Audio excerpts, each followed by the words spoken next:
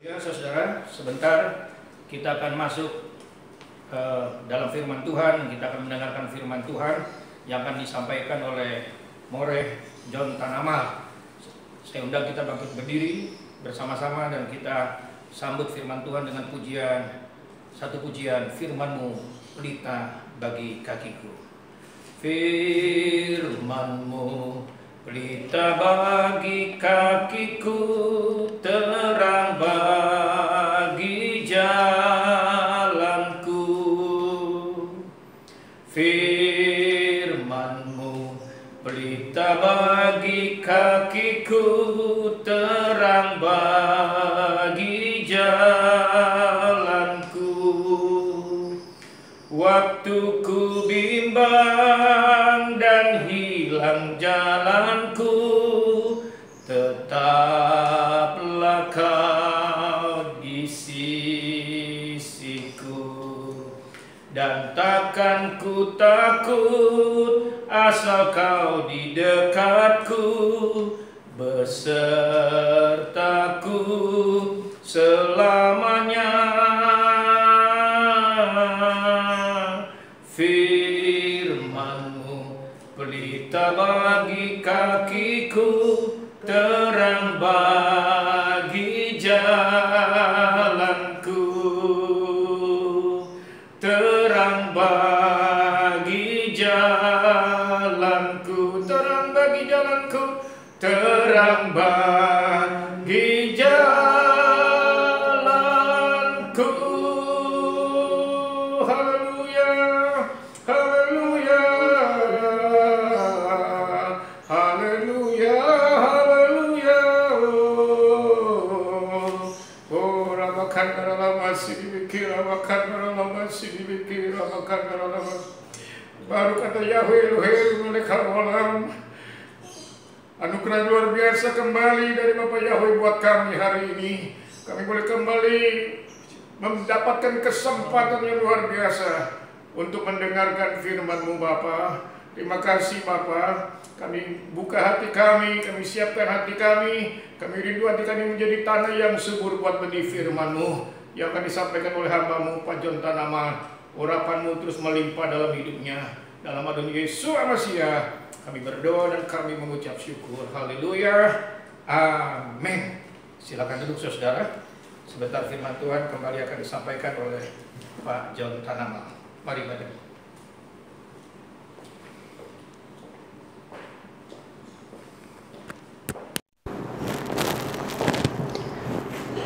Keset Vesalom Lakem Meet Ha Elohim Afinu Ve Ha Adon Yeshua HaMasiah.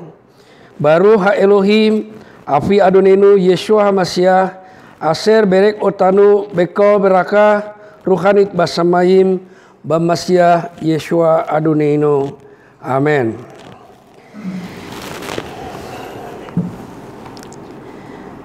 Pada pembicaraan sebelumnya yang kita bicarakan adalah awal bertumbuhnya jemaat mesianik atau kehilah Hamasiah yang ada di tanah Yudea, dimulai dari khotbah seorang rasul yang dipilih langsung oleh Mesias Yeshua, yaitu Simon Kefa yang kita kenal dengan Petrus. Petrus adalah seorang bisnismen dalam bidang perikanan. Sehari-harinya dia tidak jauh dari Laut Galilea, Danau Galilea. Urusannya adalah dengan ikan, menangkap ikan, dan sebagian dari hasil tangkapannya dia harus serahkan kepada pemerintah asing, kepada pemerintah Roma sebagai pendapatan pajak yang wajib diserahkan. Dari seluruh tangkapannya, Petrus juga harus membuang sebagian ikan yang tidak dikonsumsi oleh orang Yahudi, karena ikan-ikan harus dipilih ada ikan-ikan yang tidak kosher, yang tidak dimakan. Jadi tidak seluruh tangkapannya dibawa pulang. Hanya ikan-ikan yang kosher yang dia bisa bawa pulang dan bisa menjualnya. Dan kemudian ketika berjumpa dengan Rabi Masyah dari Nazaret yang mendapat panggilan yang pertama untuk mengikut Yeshua, dan dia diutus untuk menjadi penjala manusia. Pada hari raya Pentakosta ada ribuan orang yang dijala melalui pelayanannya untuk mendapat bagian dalam persekutuan dengan Hak Elohim dan dengan putranya.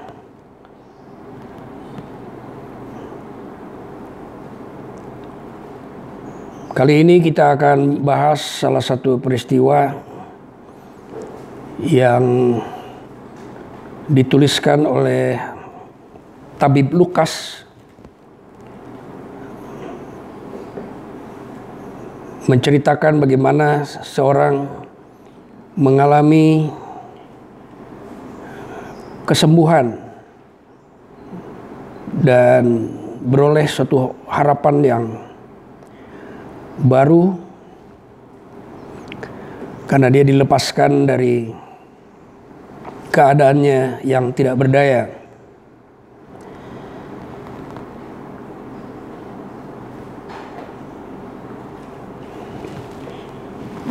Beberapa ayat saya akan bacakan dalam bahasa Ibrani.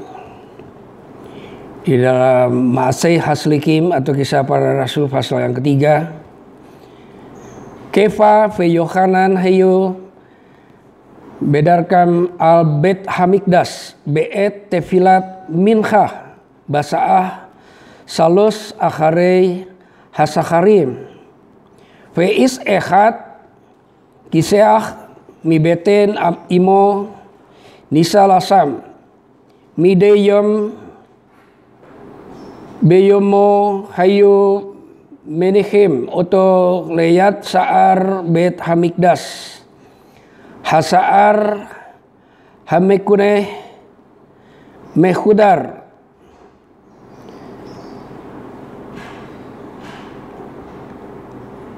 di sini dikatakan Kefa atau Petrus bersama dengan Yohanes berjalan menuju ke bait suci atau Bet Hamikdas. Jadi setelah Kefa dan Yohanes melewati masa pelatihan, pengajaran, dan juga pengutusan, dan setelah diperlengkapi dengan kuasa dari tempat yang maha tinggi, mereka dipenuhi dengan roh untuk mengerjakan pekerjaan-pekerjaan Mesias yang harus berlanjut melalui kehidupan mereka, dan Roh Kudus menyertai pelayanan mereka. Namun bisa kita lihat di dalam ayat ini bahwa dalam terjemahan kata pada suatu hari menjelang waktu sembahyang. Waktu sembahyang ini adalah waktu sembahyang orang Yahudi, yaitu mincha. Dikatakan pukul 3 petang.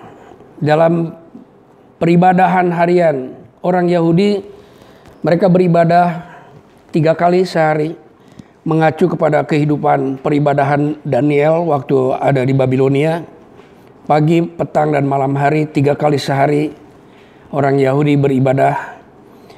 Jadi walaupun Petrus sudah mengalami roh yang baru, tetapi tradisi iman beribadah ya masih menjalani dengan cara Yahudi. Pada waktu sembahyang atau tefilah minchah dalam bahasa Ibrani, yaitu pukul 3 petang, naiklah Petrus dan Yohanes ke bait Ha Elohim.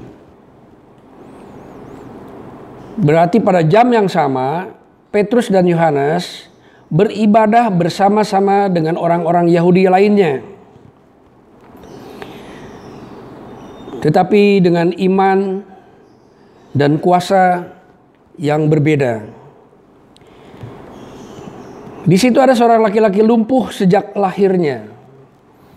Orang ini harus diusung, tiap-tiap hari diletakkan dekat pintu gerbang bait Elohim yang bernama Gerbang Indah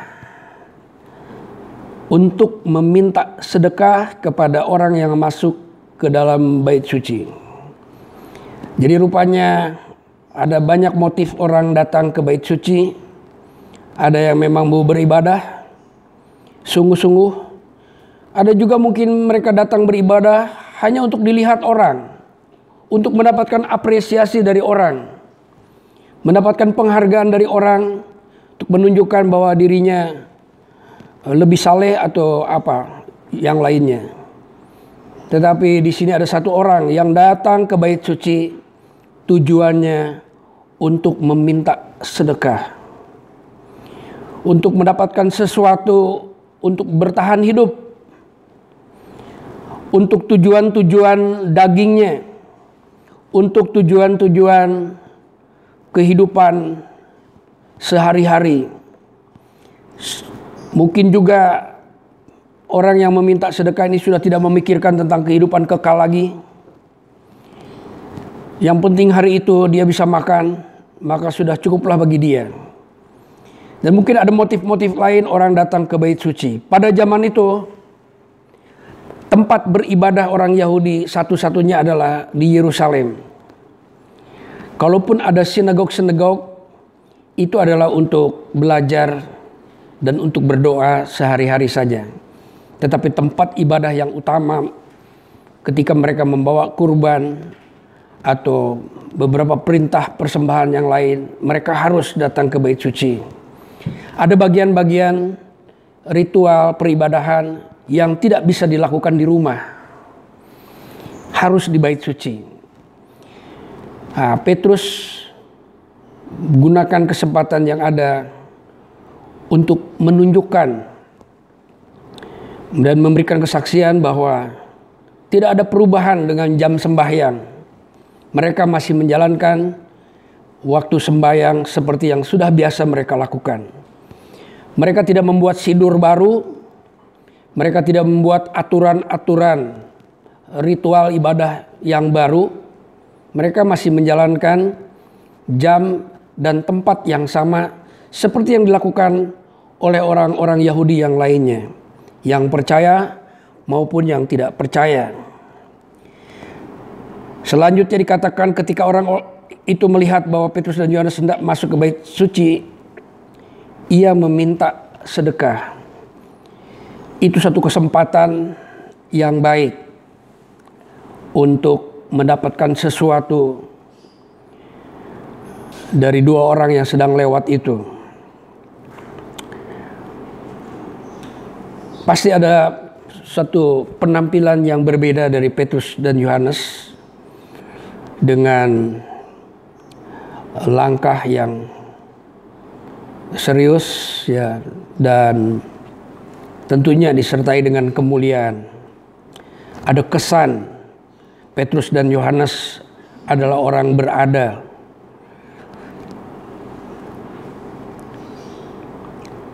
Kedua orang itu menatap pengemis itu, dan Petrus berkata, "Lihatlah kepada kami." Jarang sekali ada orang yang berkata kepada pengemis, "Lihatlah kepada kami." Kebanyakan orang untuk memberi kepada pengemis terkadang tidak merasa perlu untuk melihat wajahnya, apalagi menyuruh pengemis itu untuk melihat wajahnya. Tapi Petrus dengan kesungguhan ingin memberikan sesuatu.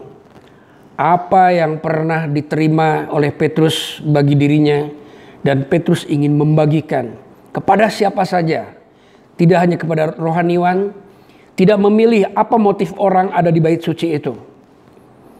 Petrus tahu bahwa pengemis itu yang dipikirkannya hanya uang saja. Tapi Petrus tidak menghakimi motif itu. Bahkan Petrus menyuruh supaya pengemis ini meningkatkan ekspektasinya. Nah, ini satu tindakan iman dan sebuah ajakan kepada setiap orang untuk bisa menerima sesuatu yang lebih besar dari apa yang diharapkannya. Pengemis itu hanya mengharapkan sekeping atau 2 keping yang cukup untuk dikumpulkan dengan kepingan-kepingan yang lainnya. Recehan-recehan dikumpulkan untuk bertahan hidup. Jadi selama dia duduk di situ, harapannya hanya sebatas itu saja. Tetapi Petrus ingin meningkatkan harapan pengemis itu kepada sesuatu yang jauh lebih besar dari apa yang diharapkan sebelumnya. Terus sebabnya dia berkata, "Lihatlah kepada kami." Petrus yakin benar bahwa di dalam dirinya ada sesuatu yang sangat besar yang pernah diterima dari surga, diterima dari tahta kasih karunia Bapa di surga melalui putranya Yeshua HaMashiach, dan itu pula yang akan dibagikan kepada si pengemis itu. Lalu orang itu menatap mereka dengan harapan akan mendapat sesuatu dari mereka. Dari kalimat ini menunjukkan bahwa pengemis ini merasa ada sesuatu yang akan diterimanya lebih dari hal yang biasanya. Tetapi Petrus berkata, "Emas dan perak tidak ada padaku." Petrus mengubah motivasi orang itu dulu untuk mengharapkan sesuatu yang lebih dari emas dan perak. Saya yakin Petrus pasti punya perak. Petrus pasti punya sesuatu karena dia seorang pengusaha, ya. Tapi mungkin hari itu dia tidak membawanya. Dan bukan itu yang ingin dia berikan kepada orang lain. Dia ingin memberikan hal yang jauh lebih bernilai dari emas dan perak.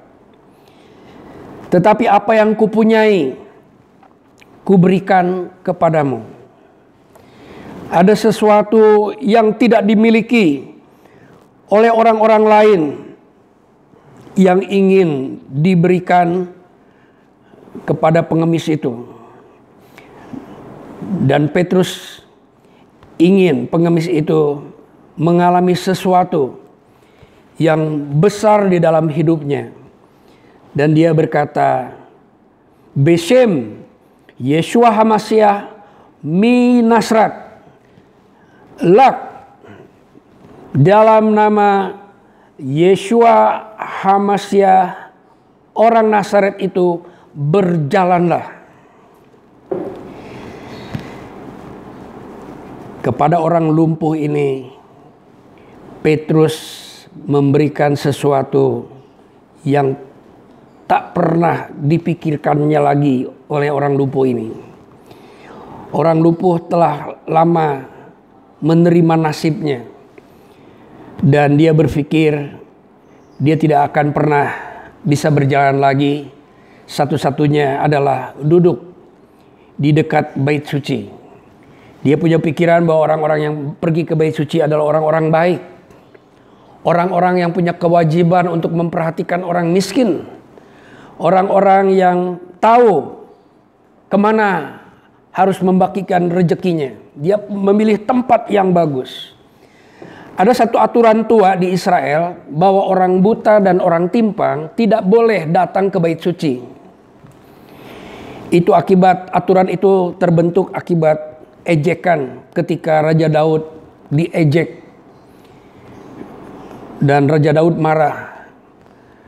Kita bisa baca di dalam kisah Daud, itu ada satu aturan di mana orang buta dan orang lumpuh tidak boleh datang ke bait suci. Entah bagaimana orang lumpuh ini bisa ada di pintu gerbang bait suci itu, ya. Atau mungkin sebatas itulah yang diizinkan oleh aturan di situ untuk bisa datang ke bait suci, yaitu di pintu gerbang.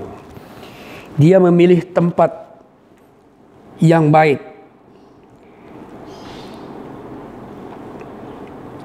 Nama Yeshua itu dikenal, ya, oleh banyak orang. Apalagi di bait suci, Yeshua sering mengajar dan Yeshua sering menyembuhkan orang, dan pasti orang lumpuh ini pernah mendengar bahwa Yeshua pernah menyembuhkan orang lumpuh. Tapi entah bagaimana, orang lumpuh ini sampai Yeshua naik ke surga, dia masih tetap lumpuh. Nah, di sini kita bisa lihat bahwa kapanpun itu terjadi bukanlah masalah.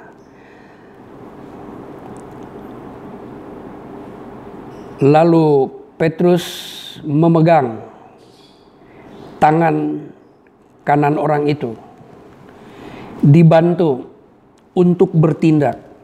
Petrus tahu bahwa orang lumpuh itu percaya, tetapi untuk bertindak terkadang perlu dibantu. Petrus membantu dia berdiri. Seketika itu juga kuatlah mata kaki orang itu. Saat itu dan di tempat yang indah itu, orang lumpuh itu mengalami mujizat. Dia bukan hanya mengalami mujizat, tetapi mempunyai harapan. Tentunya setelah dia berjalan, mungkin dia tidak akan lagi meminta-minta. Dia akan bekerja, dia akan gunakan keadaan yang baru untuk mengerjakan yang bisa menjadi sumber nafkah untuk perkembangan berikutnya. Setelah dia mengalami kesembuhan, ia melonjak berdiri, lalu berjalan kian kemari dan mengikuti mereka ke dalam bait Elohim.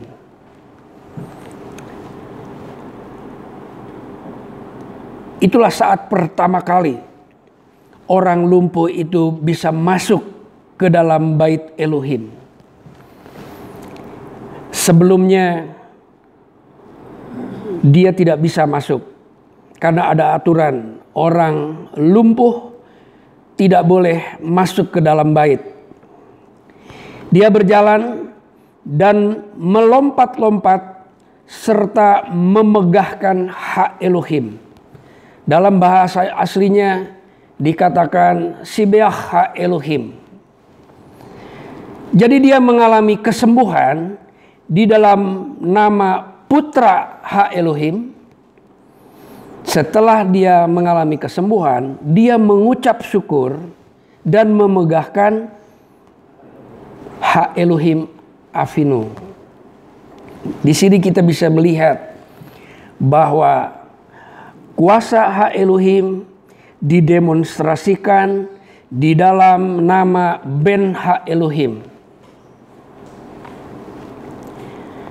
Seluruh rakyat itu melihat dia berjalan sambil memuji hak Elohim, memberkati hak Elohim. Lalu mereka mengenal dia sebagai orang yang biasanya duduk, meminta sedekah di gerbang indah bait Elohim, sehingga mereka takjub dan tercengang tentang apa yang telah terjadi padanya. Disitulah di bait suci itu terjadi mujizat yang sebelumnya tidak pernah terjadi. Yang ada di bait suci hanya ritual, hanya doa-doa. Tetapi pengemis yang lumpuh ini, ketika dia meminta sesuatu kepada orang-orang yang diutus oleh Elohim, oleh Hamasyah, mereka mendapat jawaban dari tempat yang maha tinggi. Tempat yang biasa dilakukan peribadahan itu sudah lama tidak melihat kemuliaan, tidak pernah melihat mujizat, tidak pernah melihat tanda-tanda. Kebanyakan mereka hanya melihat rutinitas peribadahan, tradisi, ritual orang Yahudi. Tetapi hari itu mereka melihat manifestasi kuasa. Ada harapan yang didapat oleh orang yang lemah. Elohim ingin membuat kelemahan-kelemahan yang ada menjadi kekuatan yang baru, menjadi suatu pengajaran bagi semua orang, dan menjadi kesaksian bahwa Yeshua Hamasyah Adonenu adalah Ben Ha Elohim. Itu tujuan dari kesaksian dan peristiwa-peristiwa kuasa yang terjadi. Kiranya sedikit uraian ini bisa memberikan inspirasi bagaimana manifestasi kuasa terjadi di dalam kahal Elohim di abad pertama. Baru ata Aba Avinu Afi Adonenu Yeshua Hamasyah Aser Berof Rahamaf Holit Otanu Mekadas Letik Fahaya Bitekiat Yeshua Hamasyah Min Hametim. Amin.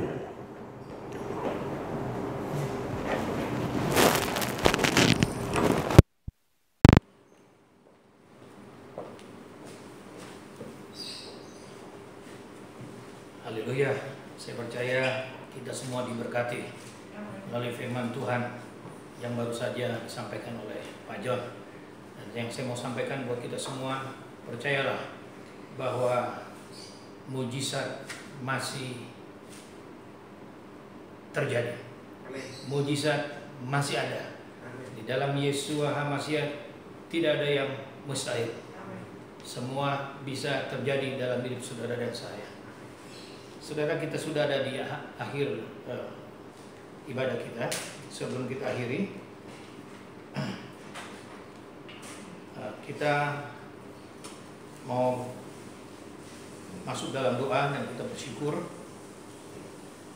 untuk hari ini, mana kita masih diberi kesempatan untuk menikmati berkat-berkat Bapa Yahweh melalui ibadah-ibadah yang kita lakukan, sekalipun masih ibadah di rumah.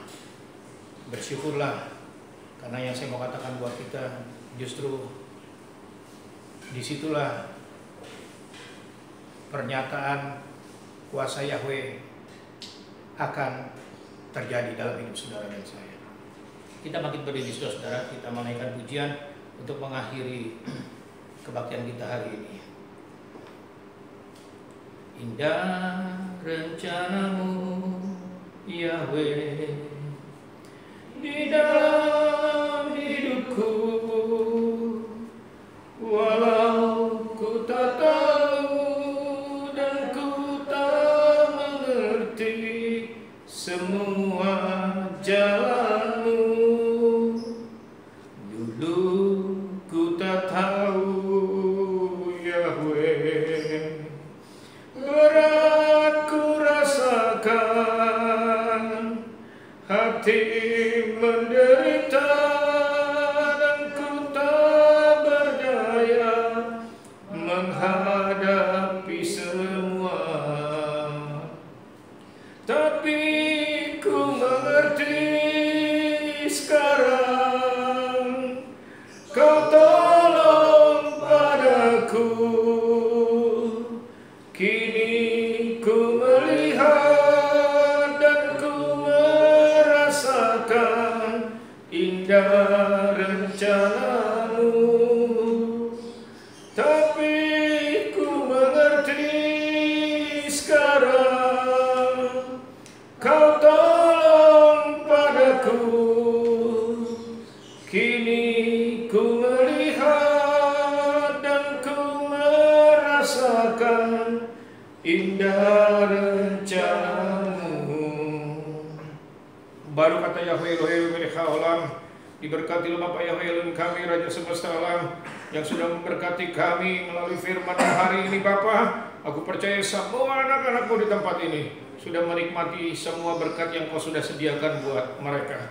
Sebentar kami akan berpisah satu dengan yang lain. Kami percaya tangan kasih-Mu terus menyertai kami, perlindungan dan pemeliharaan ajaib atas hidup kami. Hari-hari yang kami lalui adalah hari-hari yang penuh dengan mujizat-mujizat-Mu Bapa. Kalau kami boleh melewati hari-hari kami, itu semua oleh karena pertolongan dan penyertaan-Mu kepada kami. Kita akan angkat hati kita dan tangan kita untuk menerima berkat hari ini. Yevareka Yahweh Boyis mereka, Yair Yahweh Panaveleka Wikuneka, Isa Yahweh Panaveleka, Fayasir mereka Shalom, Besem Yesus Hamasya Ben Elohim Kain, Hakohena Adonai Adonenu, Adonai Sabat. Amin. Bapak Yahweh memberkati.